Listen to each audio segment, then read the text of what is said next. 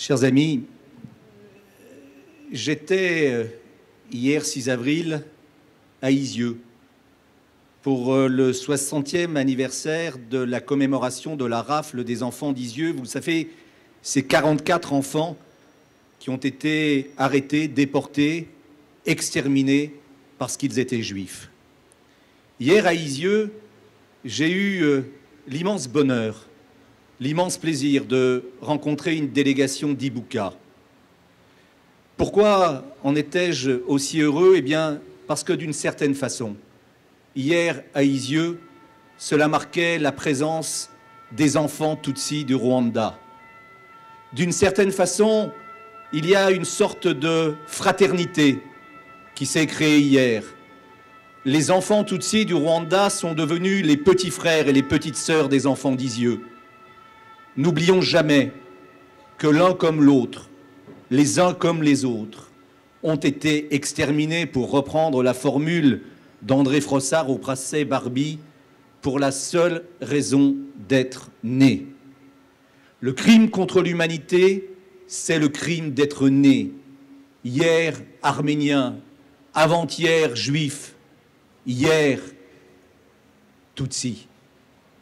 J'ai eu dans ma vie l'immense privilège et l'immense honneur d'être partie civile au cours des 3 grands procès de crimes contre l'humanité que notre pays a connus avant celui du mois dernier. Le procès Barbie, le procès Touvier, le procès Papon. Et j'ai eu l'immense honneur, et véritablement j'en suis très fier, d'être allé au procès de ce génocidaire, Pascal Sibibangwa, pourquoi ne pas citer son nom? J'y suis allé comme partie civile parce que je suis heureux et fier que la LICRA ait été partie civile aux côtés des associations de victimes Tutsis du Rwanda. J'ai trouvé là ce que j'ai connu dans ces premiers procès, la même défense aberrante, la même négation. Oui, mes amis ont eu raison de le rappeler, le tueur tue 2 fois. D'abord en assassinant ses enfants, on me dira quelle différence entre les enfants juifs de 1944 et les enfants Tutsis de 1994. C'est exactement la même chose. La rampe d'Auschwitz ou la machette exterminant ses enfants, parfois dans le ventre de leur mère, toujours pour la même raison. Je veux également souligner effectivement ce trait commun de cette négation. J'ai entendu à ce procès de ce génocidaire rwandais, c'est le seul à ne pas avoir vu une victime Tutsi tout au long de ces mois terribles au cours desquels des populations entières étaient exterminées. Au vu et au su de tout le monde, le génocidaire était le seul à ne rien voir et à ne rien entendre. N'oublions jamais que le crime contre l'humanité est un crime inhumain commis par des humains. Ce crime ne vient pas de nulle part. Ce crime abominable est commis par des hommes qui nous sont semblables, qui, en certaines circonstances, peuvent commettre l'abominable. La parole que je souhaitais apporter aujourd'hui ici était celle-là, celle de cette fraternité, comme cela a été rappelé face au crime contre l'humanité. Il y a un danger qui nous guette. Ce danger, c'est la querelle des mémoires. C'est cette hiérarchie que certains voudraient prétendre imposer entre deux crimes contre l'humanité, certains étant prétendument plus graves que d'autres. Cela est évidemment une sornette. N'entendez pas ces voix qui parfois s'élèvent pour semer la zizanie parmi les communautés en communautarisant les crimes contre l'humanité. Le crime contre l'humanité dont les Arméniens ont été victimes en 1915 n'est pas l'affaire des Arméniens. La Shoah n'est pas l'affaire des Juifs. Le crime contre l'humanité perpétré contre les Tutsis en 1994 n'est pas l'affaire des Tutsis. C'est l'affaire de l'humanité. Puisque l'on a parlé d'Elie Wiesel, Elie Wiesel, en parlant de la Shoah, disait « La Shoah n'est pas un crime contre l'humanité dont l'humanité doit se sentir victime, doit se sentir coupable, pardon.